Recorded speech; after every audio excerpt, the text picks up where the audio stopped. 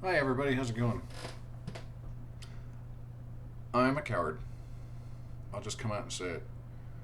A few years ago, I was applying to be a student for an institution of higher education, and there was a really strange question on the application. I don't remember it word for word, but it was something like this: Diversity is a strength at our school. Please tell us how you have overcome oppression in your life. I gave some milk toast blathering answer.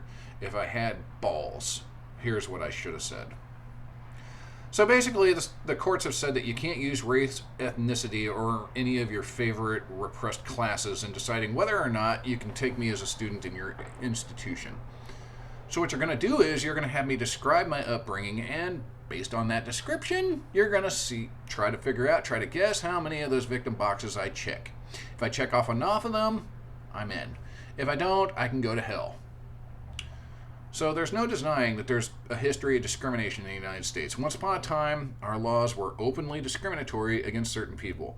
This came to a head under the so-called Jim Crow laws.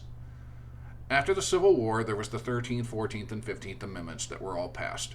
From a legal standpoint, this was an attempt to make racial equality the prevailing legal principle of the nation.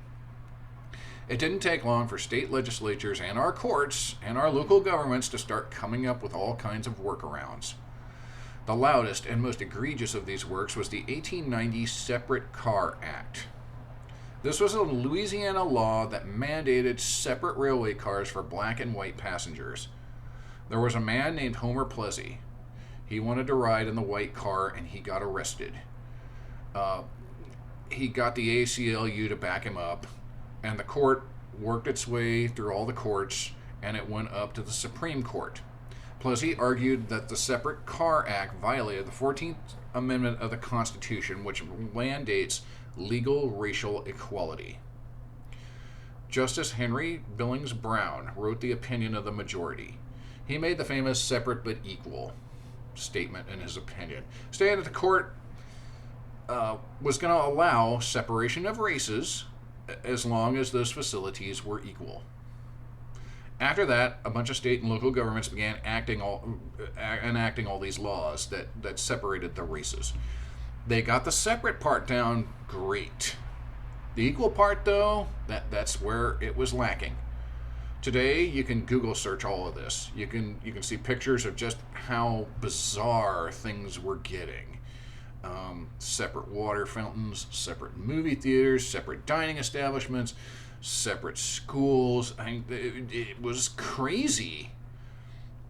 Now, most people in elementary school could tell you all about this and how bad it was. Most people in high school could tell you about how this is wrong and it shouldn't be done. A lot of college students will start breathing fire if you bring this up. That it was such a terrible thing.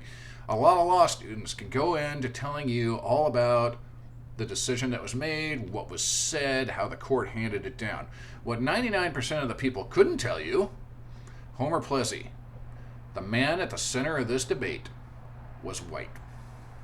Oh, yes, he was. The ACLU, back in the late 1800s, was just like the ACLU today. They wanted to test the law. So they went and they found the most extreme example they could come up with. They found a man named Homer Plessy. Homer Plessy is 7/8 white, 1/8 Native American. The black man at the center of this debate was not black at all. So, if Homer Plessy was applying at your school today, and he walked in and he said, I've suffered racial oppression throughout my life. I'm 7/8 white, 1/8 Native American. What would you say to him?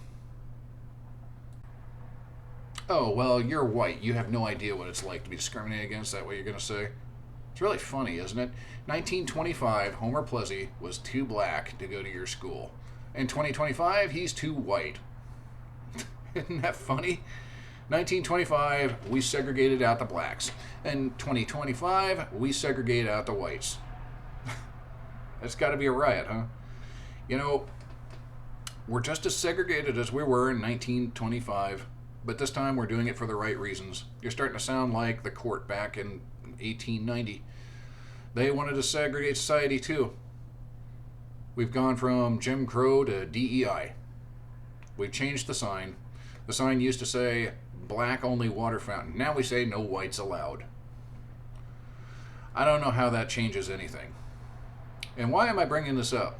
Well, because I'm 7/8 white and 1/8 Native American. You want to know what Homer Plessy looked like? He looked like me.